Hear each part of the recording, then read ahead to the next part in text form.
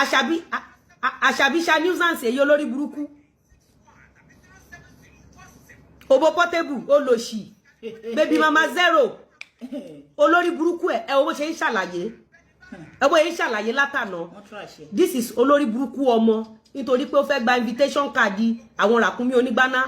ẹ wo condition tán gbé wọ́n gbé ní condition pé kọ́kọ́ lọ bú Lizzy ká lè fún ẹ ní invitation fíìmù Ràkúnmí onígbáná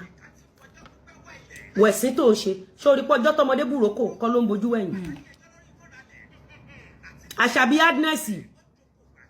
Àṣàbí olórí burúkú ọmọ wo bí ìyá tó bí ẹ ṣe ń ṣẹ̀sìn ìyá òfò ìyá àbànújẹ́ ìyá èpè ìyá ẹ̀sìn ó lè ọ̀lẹ níyà ẹ ẹ̀yin olórí burúkú ọmọ wo wá ń ṣàlàyé bàbá ọmọ ẹ ìwọ ló ń jẹ́ ká mọ̀ sí pé bàbá ọmọ ẹ ìyẹn. ẹ̀yin ọmọ ìyá mi wàhálà míì tó ti ṣẹlẹ̀ o lẹ́rìn Lizzy Anjorin àti Tóyìn Abraham pẹ̀lú Àṣàbí tó jẹ́ ìyàwó Portable arábìnrin yìí ó sọ̀rọ̀ gidi gan ó tún dráàgì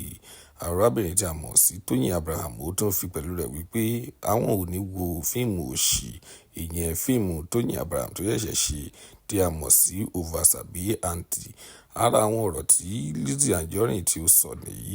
ẹ jẹ́ ká tẹ́tí sí àwọn nǹkan míì tó sọ. Portable wọ́n gbọ́ nǹkan tó ń sọ nípa Portable ó ní yẹn ó lágànná ó ya wèrè ó máa ń sọ́wọ́ tó bá sọ bẹ́ẹ̀ fún ẹ ṣe yẹ kó sọ síta ìyẹn bàbá ọmọ ẹ ẹngbà tí bàbá ọmọ ẹ ti lágànná orípa lágànná olórí burúkú ẹ ó dẹ̀ jáde ó lọ báyìí oníyà tí ó ṣẹ̀ ẹ́ ó lọ ń sọ̀rọ̀ sí Àṣàbí simple ọmọdé bùrókò ń bojú ẹ̀yìn òòjọ́ kọ́ lolúwéré ló máa ń pani orí cyberspace yìí lẹ ti máa kẹ́kọ̀ọ́ kíkorò ilé ayé yín tẹ́ bá pọ́n ayé yín wá when people stay on their lane you will learn how to stay on your lane kí ni ẹ ti mú ẹ̀yin Yorùbá lára ẹ yọ ẹnu báyìí láti inú ilé yín pẹ̀lú ebi nínú ẹ yẹ ọnu sọ̀rọ̀ ọlọ́rọ̀ téèyàn bá fún elépè ọjọ́ kan tó fún elépè tinútinú ò ní rí wẹ̀ tó máa fi jáde láyé. That is why it is good for you to mind your business. Don't go for people that doesn't. Ẹ̀mẹ́ lọmọ tí sọ fún yín. Akọgun, ó fẹ́ fi mí trend, ó fẹ́ fi mí wérò. Àwa máa jẹ́ ká àwọn èèyàn wá mọ̀ àṣírí ẹ wípé wòlíì gidi ò ní sọ̀rọ̀ ìṣẹ̀ṣe kó tún wá claim to be wòlíì ritualist nìyẹn. Adem fásitì kò yí sọ fún Nigerian police àti DSS kán lọ wo orí pẹpẹ. Kán lọ wo orí pẹpẹ. Ṣé bó fẹ́ trendy ni by the time tó bá máa trendy ebi apa ẹ akọgun stay on your lane ta ló ṣépè fún yín ta ló gégùn fún yín why can't you maintain your lane ṣé dandan ni kẹ́ kọ́rọ̀ bẹ kẹ́ kẹnu bọ̀rọ̀ lọ́rọ̀ èyí olórí burúkú Àṣàbí simple Àṣàbí Agnes Àṣàbí poverty Àṣàbí nothing Àṣàbí olórí burúkú ọmọ aṣọ ètè ahọ́n ti di lẹ́nu olórí burúkú ọmọ olè ọ̀lẹ olórí burúkú ọmọ olè ọ̀lẹ olórí burúkú ìyẹ́ ẹ̀ ṣe wíìgì bíi tejò olórí burúkú ìyá àbànújẹ́ nítorí pé ó fẹ́ gba invitation Ràkúnmí onígbáná ó dẹ̀ lọ fẹ́ni tí ò ṣẹ́ tí ò rẹ̀ olórí burúkú ìwà àtàwọn tẹjọ́ ń ṣòṣìkiri jẹ́jẹ́ wa la jókòó ẹ̀yin lẹ máa wá fún wa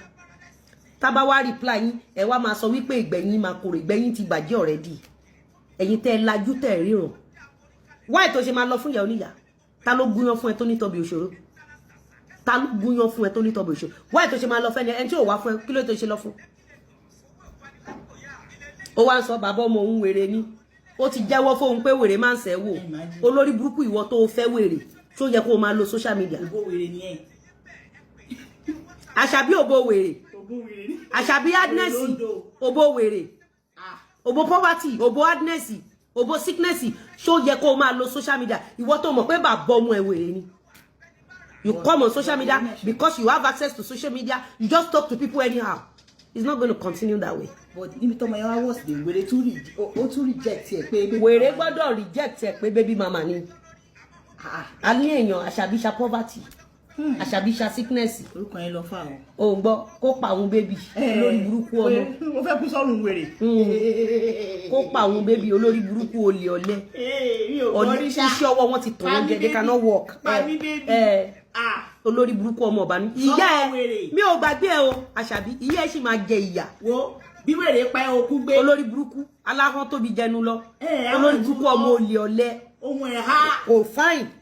kò lẹ́wà kò níwà kò lọ́pọlọ kò lógo kò láyé olórí burúkú ọmọ ìbànújẹ́ ẹnu ò ní jò. tó bá sọ̀rọ̀ ọmọ dàí pé ẹnu ẹ̀ ń jo mi. Ègún ni wọ́n ṣépè fún yẹn nínú oyún. Orí burúkú tí yẹn ń bá kìdán fi ṣépè fún yẹn nìyẹn. ìjọ tí wọ́n kọ́ ráwọn ẹ̀ mo ní kí ló dé. Ìgbà tó ń gbé fọ́tò yẹ̀ wá orí ni. wọ́n gé bèlúbèlú. Olórí burúkú yín ẹ mọ̀rọ̀ sọ sí ìyá oníyà tó bá wá gbé ìyá yín síta olórí burúkú yín á máa sunkún kòkòrò. ewé. Ọjọ́ náà rè bí àná torí pé o fẹ́ gba invitation Ràkúnmí onígbànà ẹ̀yìn olórí burúkú ọmọ ọ̀bànújẹ́ Àṣàbí poverty pami baby olórí burúkú. mi ò tiẹ̀ gbọ́ rí. Wèrè dìran kí wèrè pa. òbí wèrè pa ẹ́ ọmọ ìjọba ní wèrè o. Já continue pẹ̀lú wèrè pastor wèrè wòlíì ritualist wòlíì ritualist. all those are